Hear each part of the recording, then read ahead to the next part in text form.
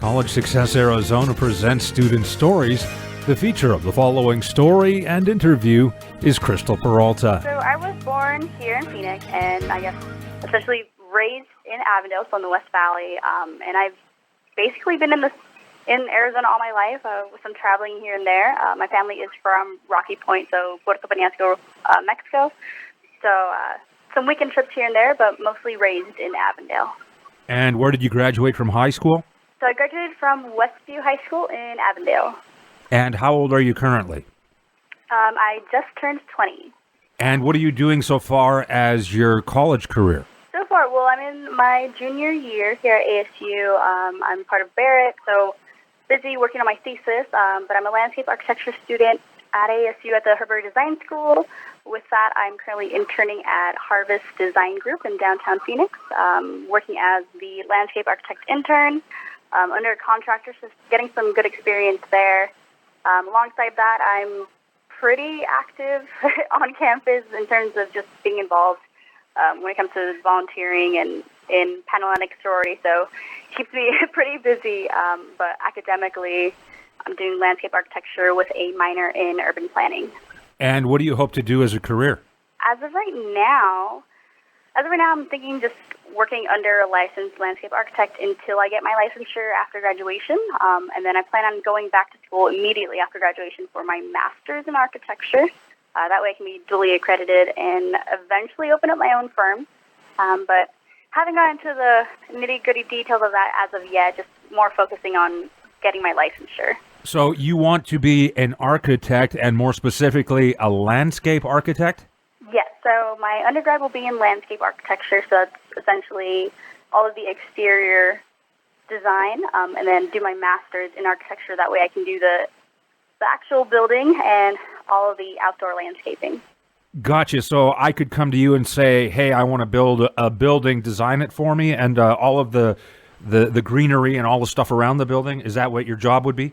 Essentially, yes. And where does this interest come from? For me, I've always, been very crafty. So I wanted to go to college and, not necessarily have more of an office job, but something where I would come into the office and have something different every day, which is exactly what I got from the design program. So kind of started off as architecture and then learned more about landscaping and realized I could become licensed in that with my undergrad and then double up with architecture afterwards and be able to do both for the price of one, essentially.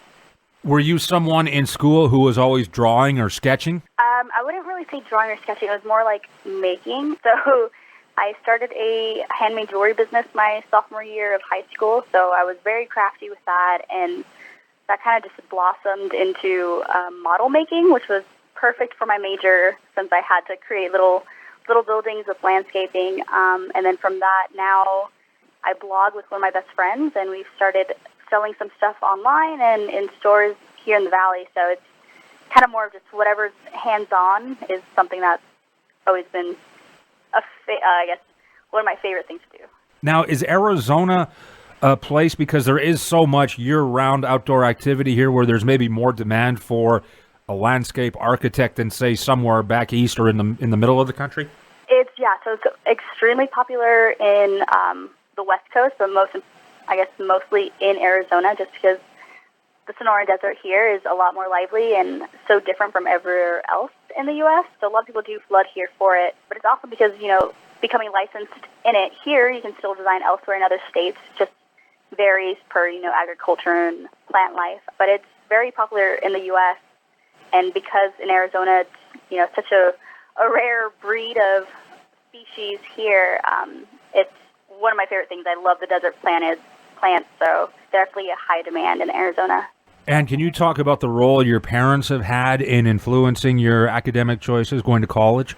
So neither of my parents went to college. They had, my mother graduated high school in Ajo, and my father went to school in Mexico and didn't really do any studies here in the U.S.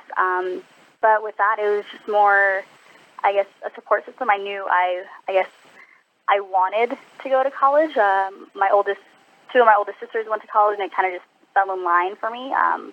My home life was more so just, being raised by my older sisters, and seeing them, succeed and go to college and kind of develop their own life on their own, while my dad is a fisherman, so he was out of the house quite often throughout the year. So it was more so, influence from my sisters, and knowing that, college was, more of a positive path for me to take, as opposed to just completing high school and staying home. So essentially, the role was more, I saw how hard my father worked to support his family, and I wanted to, make sure he was set up after he retired. So college for me was more giving back to my family, but also giving back to my future. The scholarship from College Success Arizona provides up to $6,000 per year for educational expenses. Can you talk about how that has eased your life financially? Oh, definitely. So I was extremely involved in high school, so I applied to quite a few scholarships and was able to, end up going to ASU without having to worry about finances, which is amazing, because it's one less thing on my plate to worry about.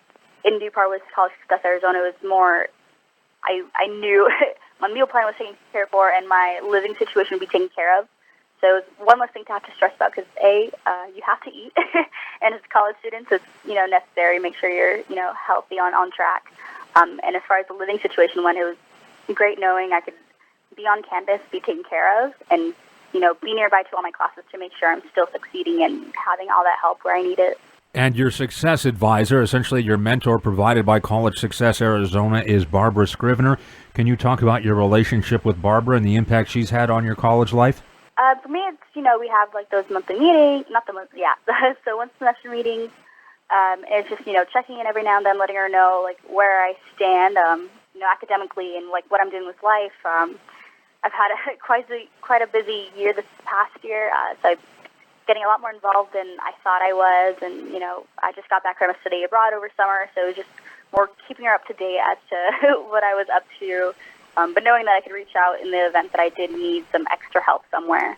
And what have been the biggest challenges of college for you? For me, I would just say, not even necessarily the financial stress of it, but just knowing where the finances are going, and, making use of my time to, get the most of my experience, and knowing I only have 24 hours in a day, and trying to fit all the great opportunities that, the school offers.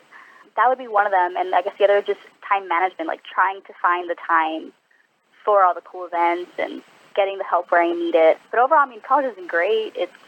I know what I'm doing here for the 4 years is going to set me up for life. So I guess it wouldn't necessarily be more of a struggle. It's more of a success in that aspect. Just knowing what I'm doing now is definitely going to benefit me in the future.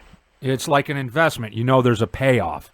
Exactly. What advice can you offer for middle and high school students in the West Valley where you graduated and elsewhere who may be considering college? I'd say just go for it.